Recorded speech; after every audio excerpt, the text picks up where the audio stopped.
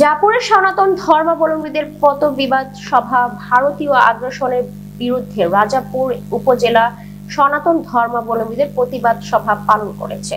শনিবার সন্ধ্যার পরে রাজাপুর উপজেলার বিএনপির অস্থায়ী কার্যালয় চত্বরে এই সভায় প্রধান অতিথি ছিলেন বাংলাদেশ জাতীয়তাবাদী দল বিএনপির জাতীয় কার্যনির্বাহী পরিষদের ধর্ম বিষয়ক সম্পাদক মোহাম্মদ রফিকুল ইসলাম জামান।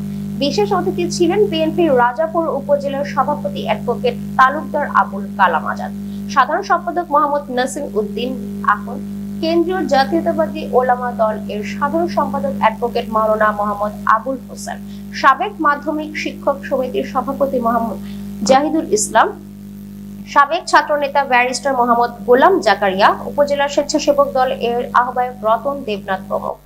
বাংলাদেশের হিন্দু, বৌদ্ধ, খ্রিস্টান কল্যাণ ফ্রন্টের স্বপন দাসের সভাপতিত্বে অন্যদের মধ্যে বক্তব্য দেন পার্থ মিত্র, সাবিত্রী শীল, গৌতম হাওলাদার, উজ্জ্বল পাল প্রমুখ। শহীদ জিয়া অমর হোক, খালেদা জিয়া জিন্দাবাদ, তারেক রহমান বীরের বেশে আচরণের মধ্যে দিয়ে এই ব্যবধানটা আমরা দূর করতে চাই। নির্বাচনের পর আমাদের দলের ভারপ্রাপ্ত চেয়ারম্যানের নেতৃত্বে ঢাকা লেডিস ক্লাবে হিন্দু সম্প্রদায়ের নেতৃবৃন্দকে নিয়ে আমরা একটি শুভেচ্ছা বিনিময় অনুষ্ঠান করেছিলাম। সেখানে আমাদের দলের ভারপ্রাপ্ত চেয়ারম্যানের সামনে হিন্দু সম্প্রদায়ের নেতারা অত্যন্ত দৃঢ়ভাবে বলেছিল, বাংলাদেশের 53 বছরের মধ্যে আমরা এবছর সবচেয়ে আনন্দে আমাদের দুর্গাপূজা উদযাপন করেছি।